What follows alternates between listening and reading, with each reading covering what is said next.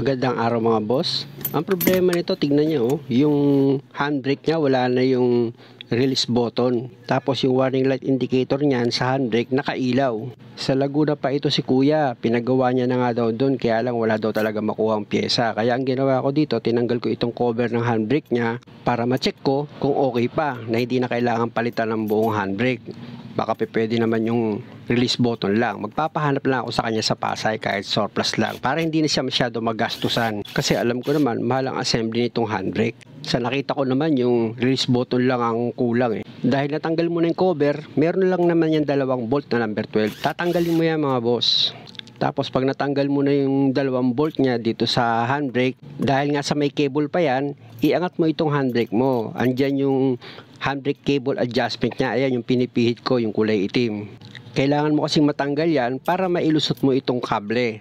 Pero bago yan, tanggalin mo muna itong socket wire dito sa switch ng warning light indicator mo. Yan yung pag nag-handbrake ka, mapapansin nyo, iilaw dyan sa dashboard nyo. Ayan mga boss, yung tinuturo ko, dyan nakakabit yung release button ng handbrake mo. Tinignan ko yung ano niya, thread, okay naman. Konting linis lang sa thread para maayos ko mailalagay itong bagong surplus ng release button ng handbrake niya.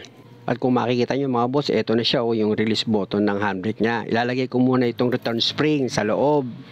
Tapos isusunod ko itong release button ng handbrake. Gagamit ako dyan ng flat screw para ipababa ko itong return spring. Para hindi ako mahirap pagpihit nitong release button ng handbrake. O diba, madali ko lang siya napipihit, walang sagabal.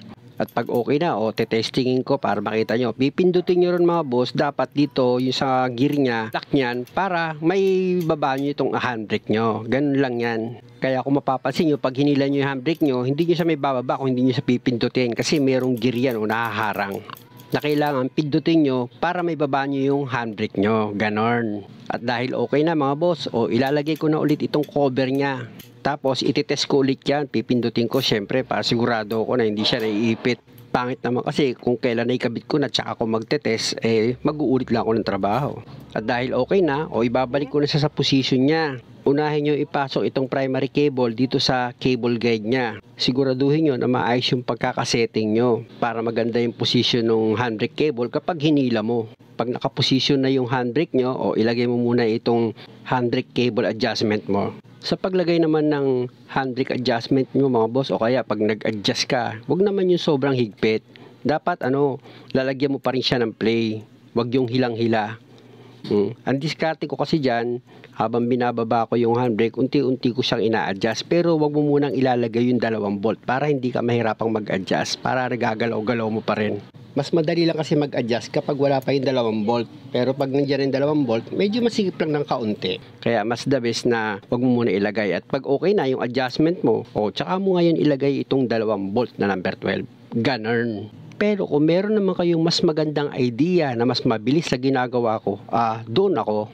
Ako kasi kung saan kayo mas maginawa magtrabaho, doon ako eh. Hindi ko ugali yung kumontra. Sabi nga, kanya-kanya tayo ng diskarte sa pagtatrabaho. Pero kung saan naman kayo masaya sa pagtatrabaho nyo, syempre doon tayo. Dahil dito sa pinapakita ko, hindi ako nakikipagpagalingan sa inyo. Ang sa akin lang, may pakita ko lang yung kaunting knowledge ko. Dahil kung ako lang, wala naman akong alam eh. Mas magagaling kayo mga boss. Ang alam ko kasi kung hindi naman ako kakaawaan ng Diyos, wala naman ako magagawa eh. Balik tayo sa trabaho. Pag nailagay nyo yung dalawang bolt na number 12 at nakita nyo maluwag pa yung handbrake nyo, pwede kayong mag-adjust dyan sa adjuster, paunti-unti nga lang. Huwag naman masyadong higpit mga boss ha, dapat may play yan pag hinila mo. Tapos pwede mo nang ilagay itong socket wire dito sa switch ng handbrake mo.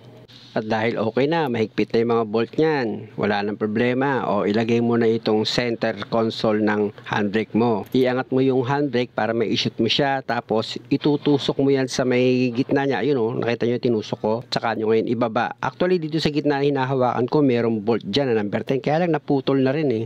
Ewan ko ba kung paano maintenance ginawa ng may-ari dito. Ang daming sira. Kabibili lang ito nitong may-ari ngayon. Medyo mahal yung pagkakabili pero nandyan na yan wala tayong magagawa.